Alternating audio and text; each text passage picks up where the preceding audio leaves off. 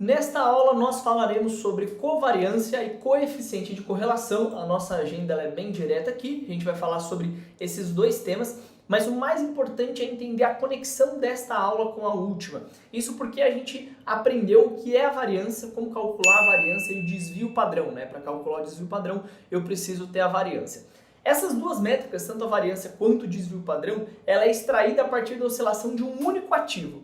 Agora, o que nós veremos aqui, seja a covariância, seja o coeficiente de correlação, é uma medida que trata de duas partes. Então, a covariância ela também vai me mostrar qual que é o grau de diversificação entre duas variáveis. Então, aqui eu estou sempre pensando entre duas ou três ou mais variáveis, não estou falando de um único ativo. Então, esse é um pressuposto.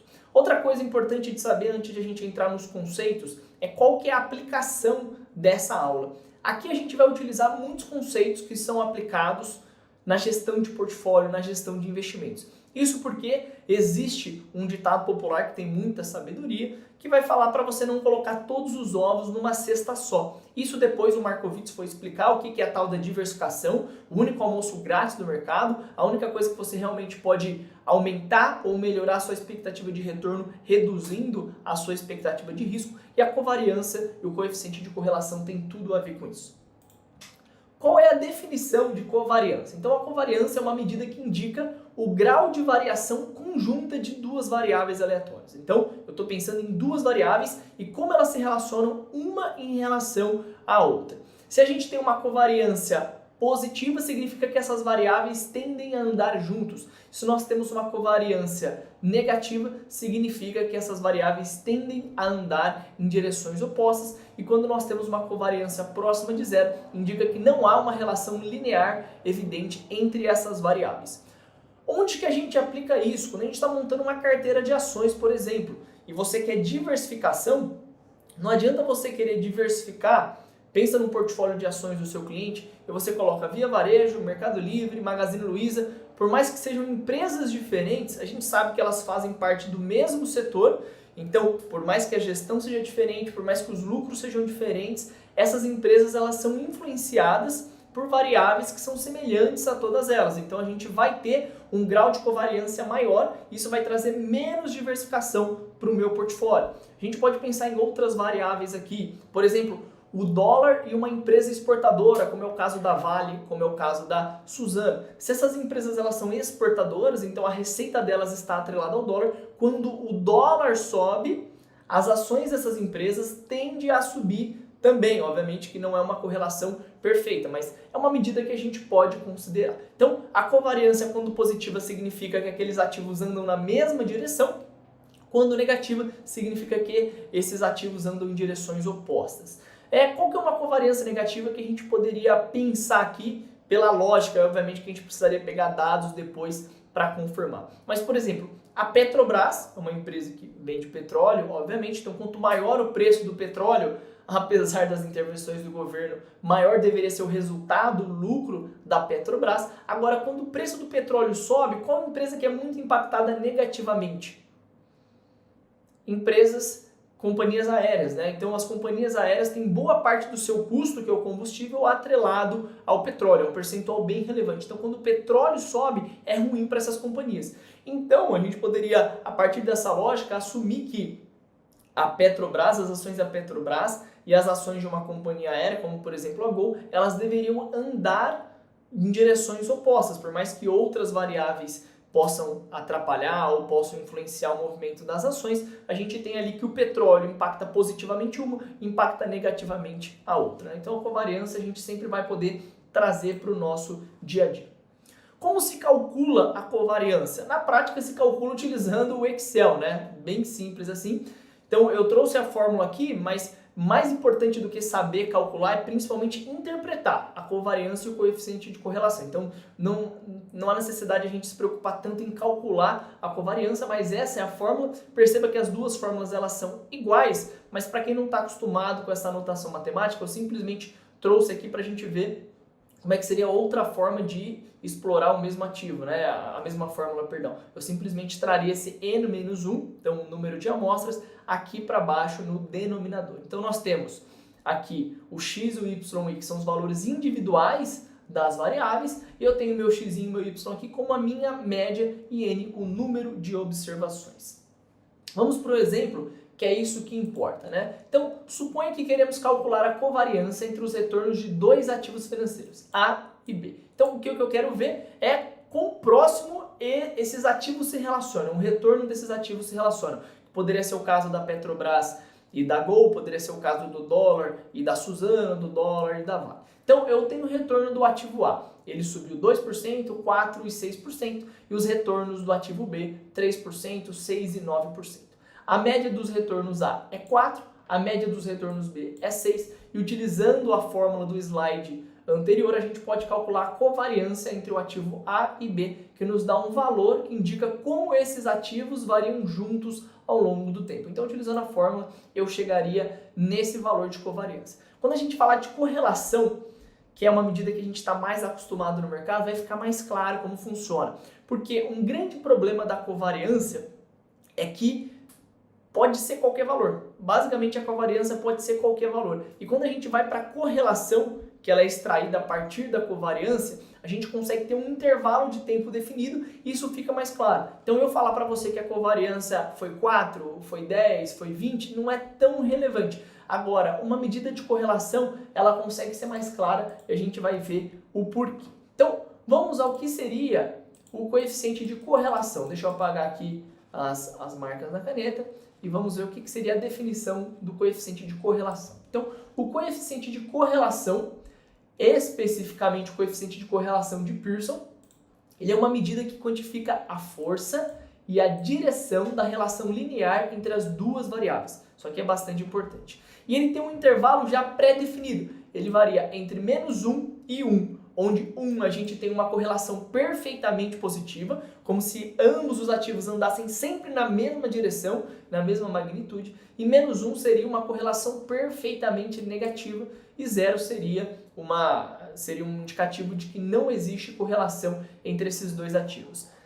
Na prática, a gente nunca, ou pelo menos quase nunca, vamos encontrar dois ativos que tenham uma correlação de -1 ou de +1, né? Porque por mais que Petrobras e Gol devessem andar em direções opostas, a gente pode ter uma notícia que fez a Petrobras cair, isso não tem nada a ver com o preço do petróleo. Ou a gente pode ter uma notícia de aumento de concorrência que fez a Gol cair, isso também não tem nada a ver com o petróleo, que seria uma variável que influenciaria o preço de ambas. Então a gente nunca vai encontrar uma correlação entre os ativos que seja literalmente -1 ou 1, mas nesse intervalo aqui entre -1, aqui nós temos 0 e 1, a gente vai saber qual é a força, ou seja, qual é a medida de relação entre esses dois ativos. Então, aqui vamos à fórmula, né? Como que a gente calcula o coeficiente de correlação entre duas variáveis? Perceba que a gente pega a covariância entre esses dois ativos, x e y, e eu divido pelo desvio padrão de x e y. Então, a correlação ela vai ser calculada a partir da covariância, parecido com o desvio padrão. O desvio padrão vai ser calculado a partir da variância. E aqui eu estou falando que a correlação vai ser calculada a partir da covariância. Então, utilizando o exemplo de covariância acima, se nós calcularmos os desvios padrões de A e de B e aplicarmos na fórmula do coeficiente de correlação, nós obteremos o coeficiente de correlação de 1, que indica que A e B são ativos perfeitamente correlacionados. Então, deixa eu voltar aqui no exemplo, que foi esse aqui, né, onde a gente pegou esses dois ativos, o retorno do A e o retorno do B, e chegamos à covariância de 4. A verdade é que esse valor, se eu falar para você, ó, esses dois ativos têm uma covariância de 4, não serve para muita coisa. Não dá para a gente tirar uma conclusão interessante aqui. Agora, se a partir da covariância eu chegar na correlação, aqui eu descubro que a correlação é 1. E agora, sem se preocupar tanto com as fórmulas, né, mas olhando meramente para os números, faz sentido que a correlação seja 1, né? Porque aqui a gente está 2 para 3. Esse aumento aqui, de 2 para 4, foi na mesma proporção desse aumento aqui de 3 para 6. E 4 para 6 foi na mesma proporção de 6 para 9. Então, como a gente tem desvios padrões iguais e temos a covariância aqui, multiplicamos um pelo outro, a gente consegue chegar nessa correlação de 1, o que significa que esses ativos são perfeitamente correlacionados. Então, se o retorno de A na quarta observação caísse para 1, então a gente subiu de 2, 4, 6, e o B foi de 3, 6 e 9. Se o A caísse para 0, aqui em B a gente já sabe exatamente qual que seria o retorno de B. Então aqui é uma correlação perfeita, algo bem difícil de a gente encontrar na prática do mercado, mas fica claro a importância da correlação. Agora, mais importante ainda é a gente interpretar e saber avaliar o que é uma correlação positiva, uma correlação negativa, uma correlação nula ou uma correlação perfeita. Então, numa correlação positiva, ainda que não seja 1, mas que seja próxima de 1, né, ou que seja um valor pelo menos positivo, quando um ativo sobe, o outro tende a subir também. Então, o melhor exemplo que a gente pode pegar aqui seria o caso da Vale e o minério de ferro. Então, a letra está bem ruimzinha, né, mas dá para ver aqui, né? Então, Vale mais minério de ferro tem uma correlação bastante positiva. Quando o minério sobe, a Vale tende a subir. Quando o minério cai, a Vale tende a cair. No caso de uma correlação negativa, a gente está pensando em ativos que quando um sobe, o outro cai. No Brasil, uma correlação negativa bastante famosa, então pensando que um ativo sobe e o outro cai, vou puxar aqui, é em relação ao dólar versus o Ibovespa. Então, na maioria das vezes, quando a nossa bolsa sobe, o dólar cai, ou quando o dólar cai, a bolsa sobe e vice-versa, tá bom? Isso até faz sentido, né? Porque grande parte do que move os nossos mercados são os estrangeiros. Então, se o estrangeiro está entrando, ele está procurando mais real, o dólar tende a se depreciar e também esse fluxo acaba indo para a bolsa e a bolsa sobe. Então, nós temos essa correlação negativa bastante comum. Quando um sobe, o outro tende a cair. Correlação nula é quando dois ativos não possuem uma relação. Então, a gente poderia pensar numa empresa de inteligência artificial com uma empresa que fabrica prego aqui na região de São Paulo, né? O que essas empresas têm de variável em comum, né? Muito pouco. Então a gente está falando de uma correlação nula, porque não existe algo, uma fonte de risco ou uma fonte de retorno que seja igual para ambas. Ou ainda que exista alguma coisa, isso não é perceptível a ponto de a gente ver oscilações onde uma explica a outra, tá bom? Então isso aqui é bastante importante. E aqui é importante a gente entender também que a correlação não necessariamente implica em causalidade. Então tem um gráfico bem legal na internet que mostra o número de pessoas que morreram afogadas numa piscina e a quantidade de vezes que o Nicolas Cage apareceu num filme. Então existe uma correlação quando você plota no gráfico, mas obviamente que não existe causalidade nenhuma. Então é importante isso porque hoje em dia, diferentemente do passado, a gente tem uma enxurrada de dados para serem analisados. Então se antes o dado era algo valioso, hoje em dia ter dados não é algo valioso. Agora, o valor está em saber interpretar e avaliar esses dados. E muitas vezes, tentando encontrar causalidades, a gente plota duas variáveis que não têm nenhuma relação uma com a outra e a gente pode achar uma correlação, mas que não necessariamente implica em causalidade. E nós temos o último gráfico aqui que seria uma correlação perfeita, que foi o nosso exemplo, onde uma variável explica 100% da variação, da oscilação da outra variável. Então vamos à definição técnica da diferença entre a covariância e a correlação. A principal diferença entre covariância e correlação reside na escala e na interpretação. Então a covariância ela pode variar em qualquer magnitude, o que dificulta a comparação direta entre diferentes pares de variáveis. É o que eu falei, uma covariância de 2, de 0,4, de 5, ela é pouco relevante, eu não consigo tomar uma decisão baseada naquilo. Agora, o coeficiente de correlação, por outro lado, ele é adimensional e normalizado, o que facilita a interpretação da força da relação linear. Então ele já tem um intervalo pré-definido entre -1 e 1. Quais são os pontos positivos e negativos de cada um deles? No caso da covariância, um ponto positivo é que ela nos oferece uma visão inicial sobre a relação entre duas variáveis. Então, sabendo a variância, você já consegue saber se aquelas variáveis se movem minimamente no mesmo caminho ou em caminhos opostos. Agora, o ponto negativo é que é difícil de interpretar a covariância sem contexto, porque ela é influenciada pelas unidades de medida das variáveis.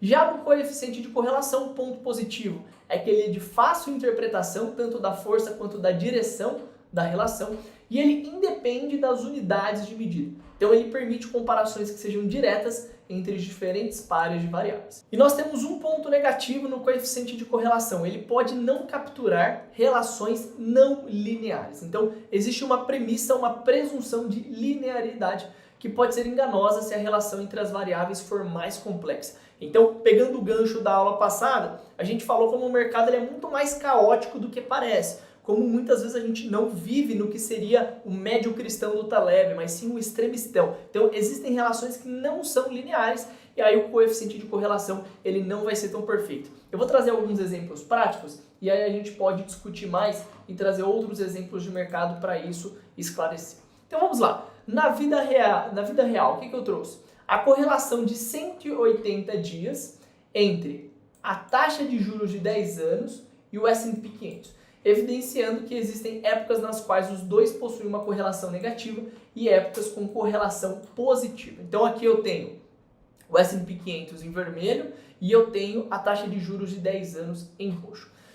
O que a lógica nos diz, né? O que a regra nos diz? Que quando a taxa de juros aumenta, a taxa de desconto aumenta. Então eu estou fazendo um fluxo de caixa descontado. Se eu aumento a taxa de desconto, o valor presente justo de uma ação ou daquele ativo que eu estou avaliando, ele tende a ser menor. Então, tudo mais constante, tendemos a ver uma relação inversa. Quando a taxa de juros sobe, o preço de uma ação deveria cair. Isso realmente é verdade.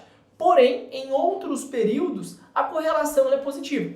O que significa que a correlação é uma ótima métrica de gestão de risco, uma ótima métrica de diversificação, mas ela não é perfeita. As correlações são quebradas. Então, quero trazer outro exemplo aqui para a gente poder discutir e trazer alguns casos de mercado. Aqui a gente tem outra correlação de 180 dias entre o ETF do MSCI Brasil, o EWZ, que seria como se fosse o Ibovespa dolarizado, comparando com o preço do contrato futuro de petróleo.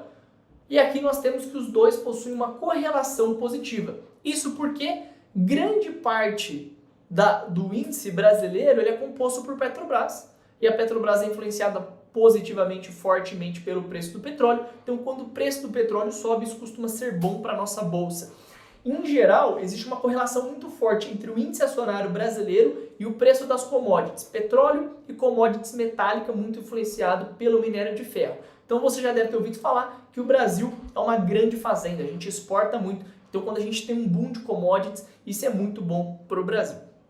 Porém, a correlação, perceba que ela tem momentos onde ela é mais forte ou menos forte. Então é uma métrica que não é 100% estável, ela muda. Existe um outro exemplo que eu acabei não colocando aqui em gráfico, mas é importante para a gente notar. Existe uma correlação negativa na maioria do tempo entre commodity e dólar. Então, quando o dólar sobe, as commodities caem. Quando o dólar cai, as commodities sobem. Porém, foi em 2021 que a gente teve os dois subindo junto, tanto o dólar quanto as commodities.